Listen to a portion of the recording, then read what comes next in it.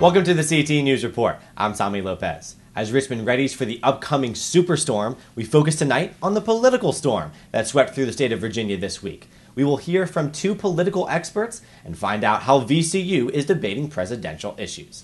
But first tonight, we begin with President Barack Obama's trip to Richmond Thursday. Obama has visited 13 cities since the final presidential debate on Monday, and as the election draws near, he's focusing on the swing states.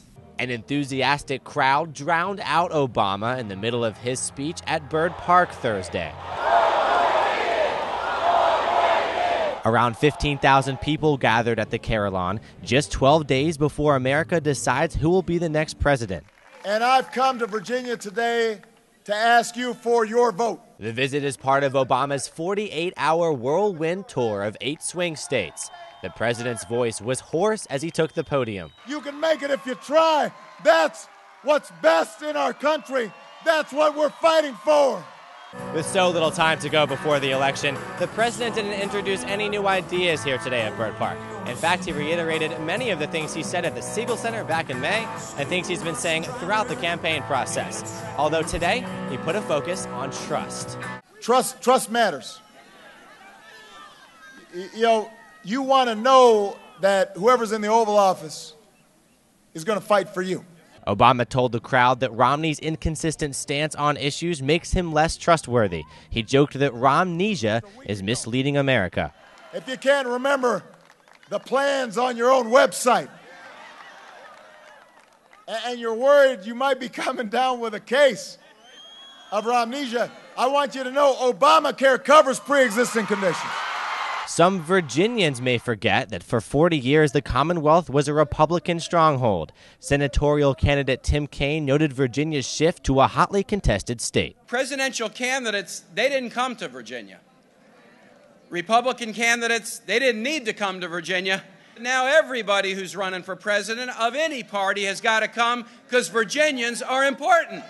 Some of those important Virginia voters are VCU students and alumni. Now I'm trying to figure out how to pay off my loans, and one thing that I really do support him on is that he's making it so much easier for me to pay off my student loans. That's how you build the economy, is through education. And so he did touch on that, student loans, that type of thing, which I am paying for now.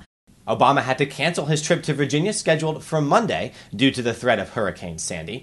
Governor Mitt Romney planned to speak at the University of Richmond today, but had to scratch that trip as well.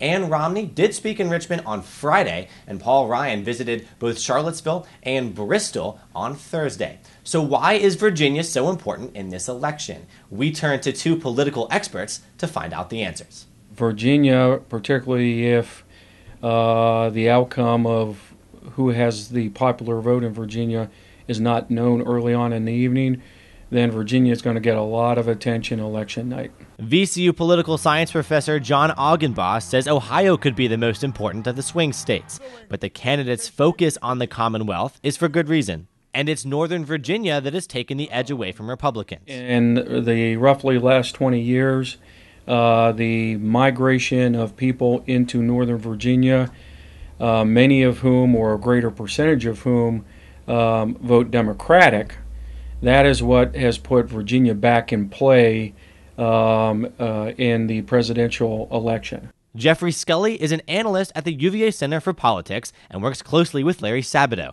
He agrees that the diverse growth in Northern Virginia was a factor in the state moving away from its Republican history. He thinks Virginia is more critical for Romney, saying, quote, an Obama win in Virginia would likely signal his re-election. Romney needs to win the state to have a shot at winning the election. Augenbaugh says it's the diversity within the state that makes it hard to predict. Northern Virginia, more than likely Obama will take. Southwest and South Side, more than likely Romney will take. The Virginia Beach, Hampton Roads area is also somewhat competitive, but Central Virginia in particular. Scully predicts Romney will win the Commonwealth, saying, quote, I would say Romney might very well narrowly carry the state on November 6th. Augenbaugh, though, has a different opinion. If the turnout in Northern Virginia is as large as it was in 2008 or even higher, Virginia will go Democratic. And the national debate is taking place within VCU as well. Just a day after the final presidential debate between Romney and Obama, the Society of Professional Journalists hosted its own debate in the Commons.